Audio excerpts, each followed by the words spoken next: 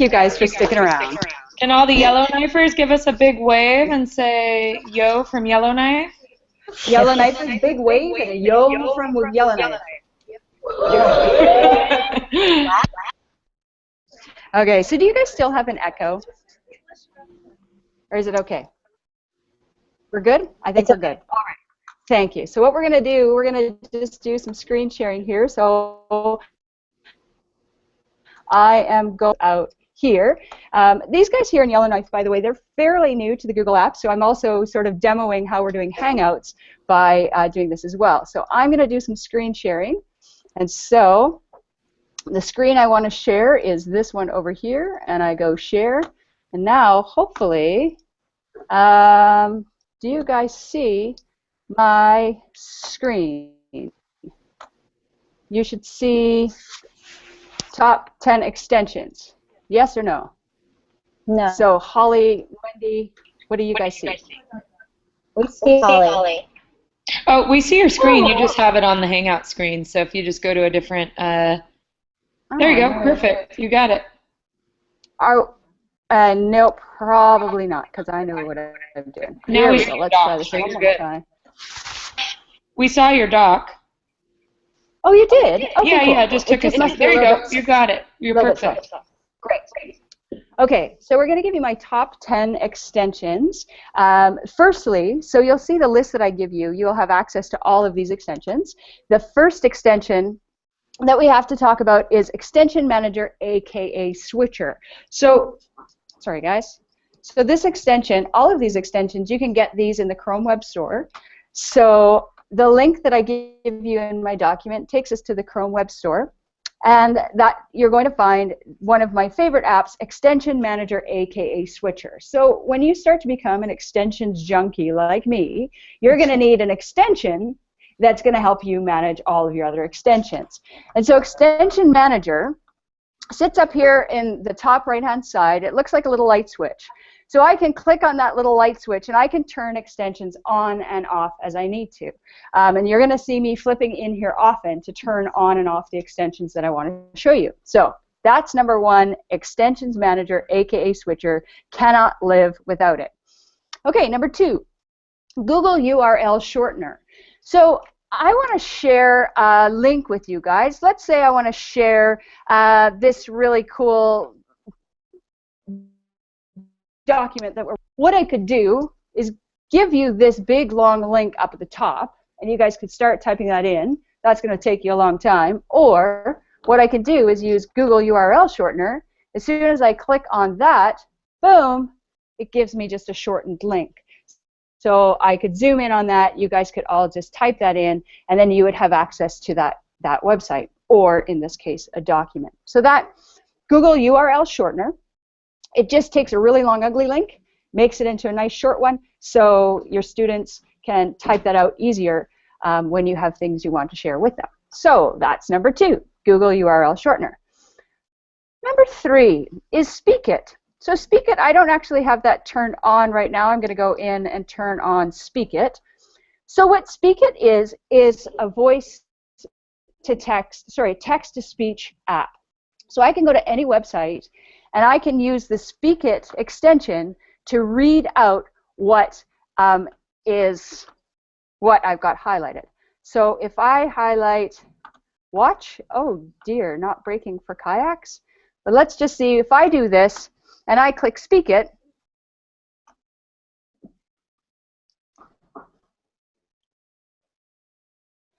so unfortunately what the audience here can't hear, because we had to hook in via a microphone speakers, is that this is reading this back to me. And it's reading it in English, and it's a very good English accent. But what I like it for specifically is when I'm reading something other than English, specifically French. So we can go into the SpeakIt app and we can change that language. So I'm going to go back to that SpeakIt app. I can change that language. I usually can change that language. See, things just never work when you're live with a studio audience. If someone sees what I'm missing in the SpeakIt app, typically there's a drop-down menu that allows me to change the language. You guys might just have to trust me on this one. Another thing you need to know about anything on the internet is it changes, usually right before you're about to present it. So SpeakIt, I'm not sure where my languages have gone, but I assume I'm just missing them. But trust me, you can change this. There's about 50 different languages in there that you can change to. So that's SpeakIt. Used to be one of my favorite apps, maybe not anymore if they don't have languages. Okay. Wiki Wand. We all know Wikipedia, right? Let's go to Yellowknife. Let's see what Wikipedia has for Yellowknife. Wikipedia. So if we go to the Wikipedia page, you'll see that it's kind of white, a couple pictures. It's not that interesting. But if I have the extension called Wiki Wand installed in my Chrome browser, so I'm going to just enable Wiki Wand so you can see the difference.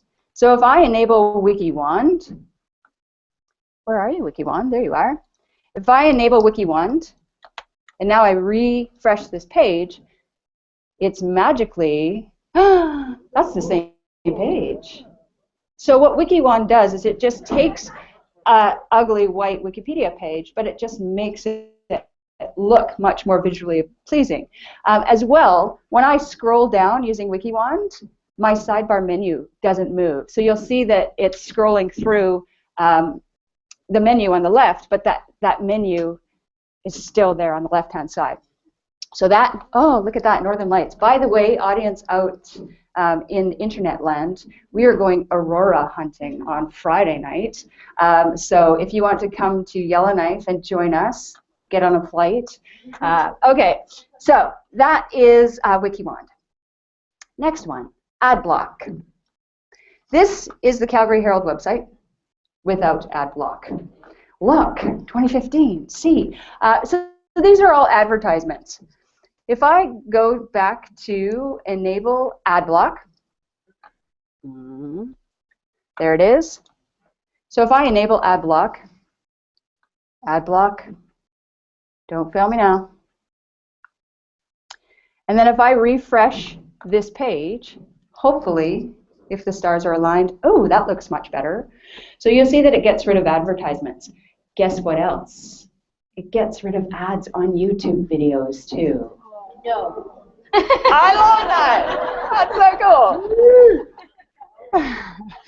Okay. So that's Adblock. Next one. So one thing we haven't talked about is all of these extensions are free. And by free, we kind of mean that they now are going to look at our data, right? So things on the internet are free, but by free, typically it means you're giving up access to your click habits. Have you guys ever noticed if you're shopping for a pair of shoes or something, and then all of a sudden, like over in Facebook, there's an ad for the same shoes? Did you think that was just by chance?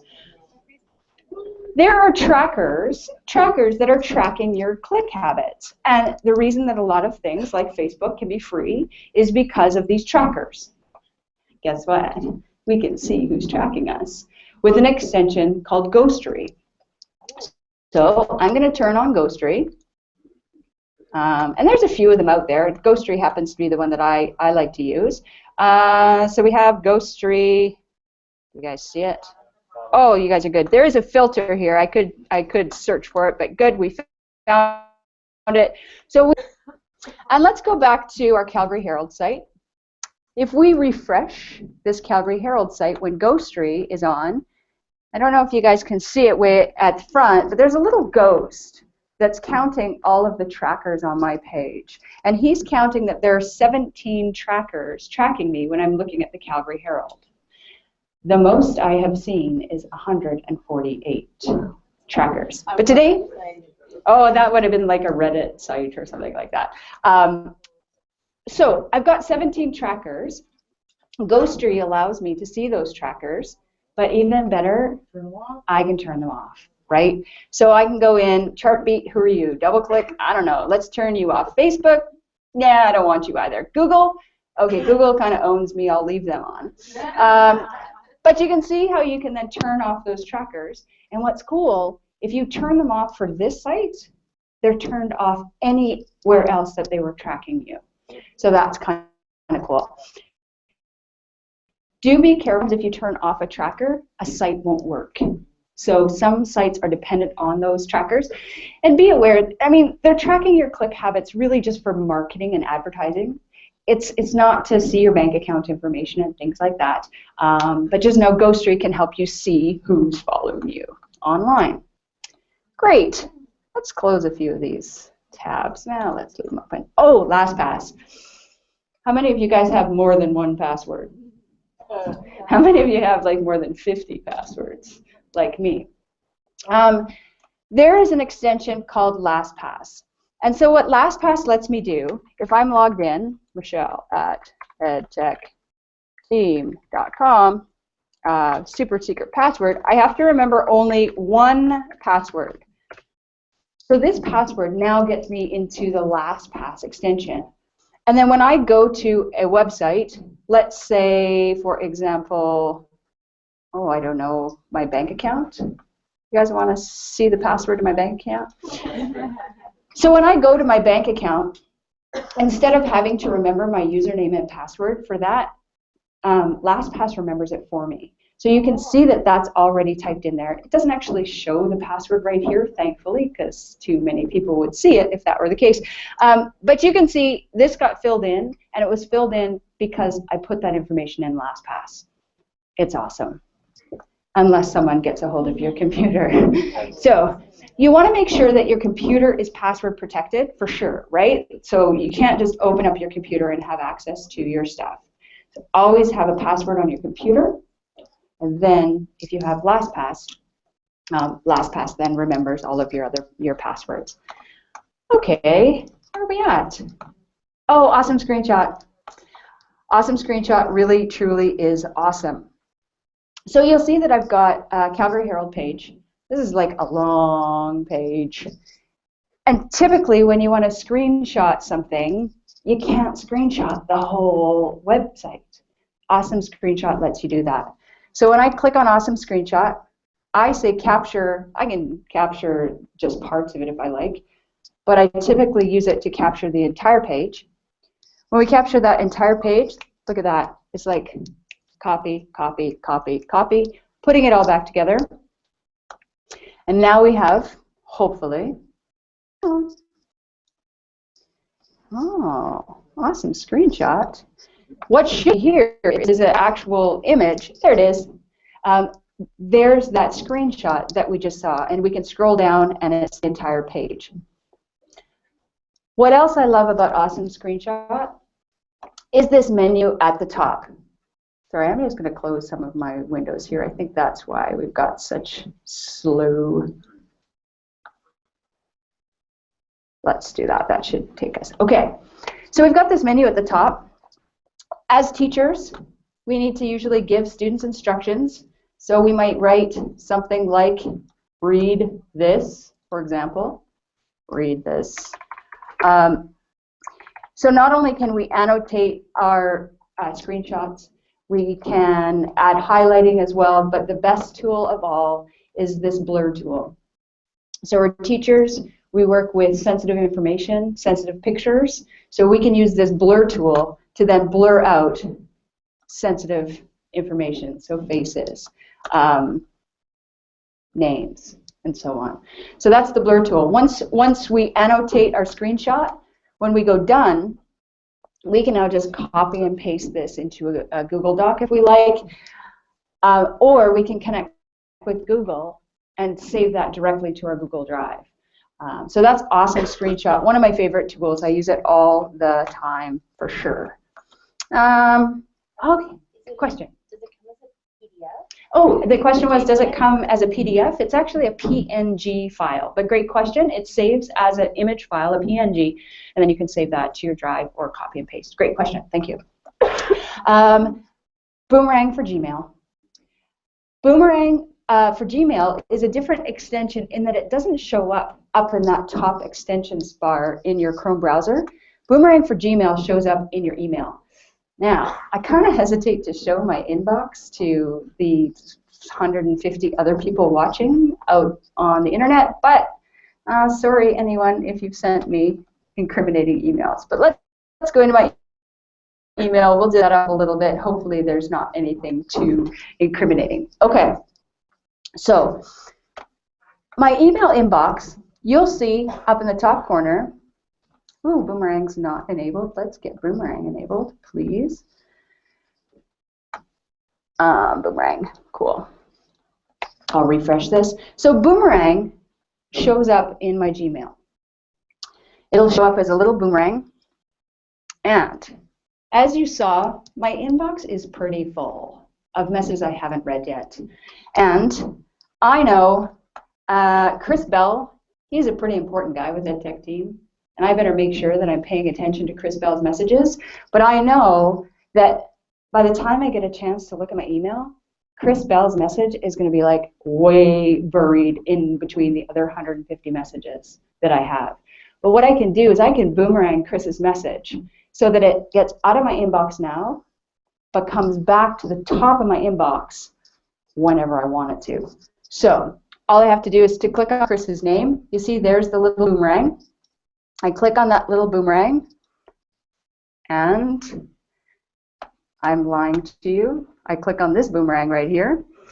But this, I can now tell Chris's message to come back into my inbox later. So I'm going to set this, Chris, come on back into my inbox tonight, but how about at like 8:30? Chances are I'll have time to read it then. Chris's message is going to be deleted from my inbox, and message will return at 8:31 tonight. It's processing that. If I remember about Chris and I really want to read his message later, it didn't really go away. It actually exists in this boomerang folder on the left-hand side. So if I remember about Chris, I can go in there and read it. But if I don't, 8:30 tonight, that message is going to come back in my inbox. But wait, there's more. So Boomerang, this is, I mean, that's a cool part of Boomerang, and I use that feature often. But it's this next feature that is the coolest feature of Boomerang.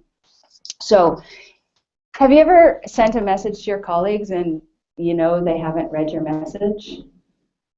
Right. So what we can now, you guys, someone said no.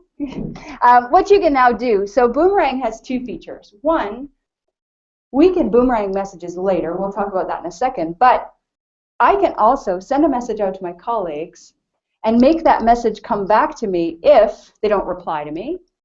But more importantly, it tracks whether or not they opened it. So if they don't open my message, it'll come back to me and Boomerang will say, hey, Mrs. Smith didn't open your message. What do you want to do? And then we go have a chat with Mrs. Smith. Okay, but the other cool thing, we have send later. So there are some times as teachers that we wake up in the middle of the night and you've got nothing better to do but your schoolwork. So you're working at 2 a.m., but you don't necessarily want people to know you're working at 2 a.m. So you can use the send later feature in Boomerang to send that message at 9 a.m. or some better time than the middle of the night. Some of you are thinking, ooh, I can make people think I work in the middle of the night. You can do that too. But most importantly, this is really handy, especially for teachers. You've got something Friday afternoon you want to send out, but you know your students aren't going to read that Friday afternoon. You can have that boomeranged to come in Monday morning at 9 o'clock. So that's Boomerang. What else? Oh, and then the last one. I have no idea if this is going to work. And I'm going to unplug my speaker so everybody can hear what this sounds like. But I'm going to show you Google Tone.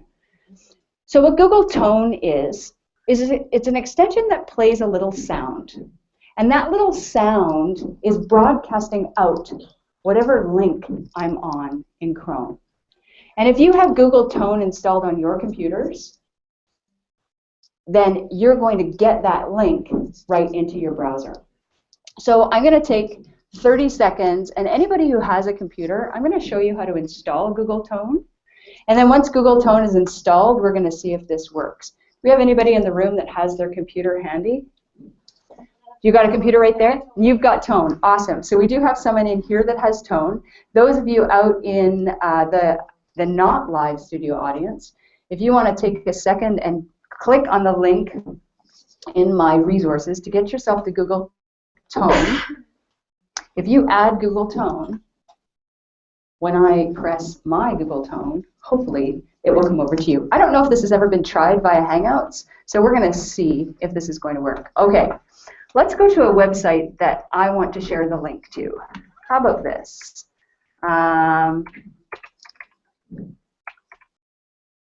Tech. All right, so we're going to just go to EdTech Team, because that's a website that we want to share with everyone. So let's say I'm a teacher and we have a resource up on the screen. We want to instantly send this to everyone in the class. If I click on Google Tone, I'm going to unplug this. We're loud enough. Let's play this.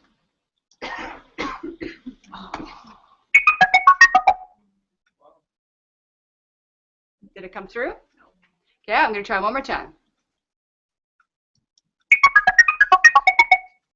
Oh, did someone else get it over here? All right, well, we won't fight with that too much. Wondering if, Wendy, in the back channel, if you can see if anyone out there received that link, that would be very cool. But so Google Tone. I didn't receive it, just so you know. Oh, it did not work over Hangouts? Anyway, try it, have fun with it. You guys will see that it does work, and it's pretty slick. It sends a message and says, hey, Michelle has shared this link with you, and boom, you click on it, you're on the website, and that's just via some weird computer sound. Oh, there's Holly. Holly, you're up on our screen. You had a nice yawn there. Everyone giggled at you.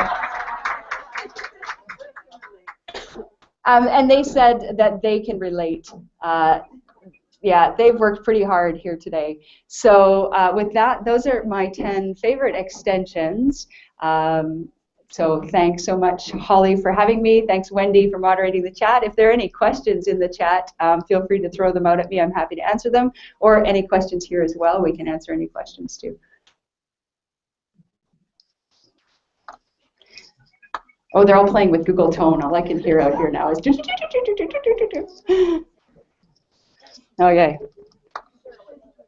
Holly, you're muted. Just kidding. I was just doing that at the end. But so flew in from Melbourne, Australia. So tired. That's fair. Totally fair. Okay. Well, maybe we'll just leave it at that then, and let these guys free. Thanks. Okay. Thank you. Okay. Bye.